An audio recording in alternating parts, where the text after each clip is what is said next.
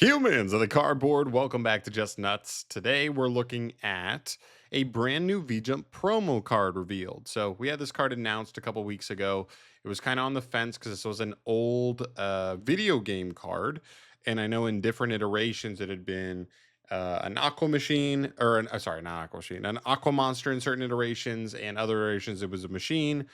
We have it confirmed here that it is in fact an Aqua Monster. I thought it'd be interesting because in some of those games I thought it might apply to Crystons, which is actually the current deck I'm playing, but that doesn't appear to be the case here. So let's take a look on this card. This is Heart Freezing Snow Crystal. I think the design is cool. It's very, very clearly the same like monster from the artwork from the old video game, even though that video game artwork is so rudimentary. But it's a good modern version of it. I like the artwork a lot on this. It looks cool. But anyway, this card is a level 6 light Aqua Monster. It's a little bit different. You don't really see too many Aqua Monsters that aren't water. We've seen some that are fire technically. But outside of that, you don't really see too much else. Or even, I guess, like tier limits with dark. But yeah. Anyway, the level 6 light Aqua, 300 attack, 1900 defense, the same stats as they have in the video game. 1900 is a fine defensive stat. 300 attack is nothing though, so is what it is. Three effects on this card. The first and third are hard once per turn. The first effect reads: if your opponent controls two or more monsters than you do, you can special this card from the hand. That already puts this card in a place of like it's only a going second card. It is not a card that really has much application going first. Um, which is can be okay, but it means it's almost unmainable already. But we'll see. Second effect cannot be destroyed by card effects. That's a nice bonus effect, and I guess we are in Ryziel format right now, so not being threatened by detonator at all is kind of nice. And the third effect, you can target one effect monster your opponent controls, negate its effects. So this card's actually somewhat interesting to me. I will say this card, basically against Ryziel specifically, going second, is a one card Ryziel beater. Now, that being said, you may need to use Typhon on this card, but assuming your opponent went the extract twice, which they do not technically always do, but if they went, duo drive, you negated the duo drive, they still got to detonator, and that's it. You could just go special summon this card, assuming they have a second body on field. They're almost never passing on just detonator. There's usually at least a second body or rank 4 or something.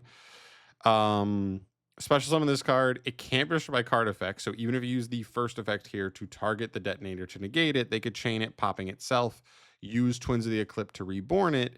And even if they get there, you can just make Typhon. And at that point, you turn off detonator and out it at that moment.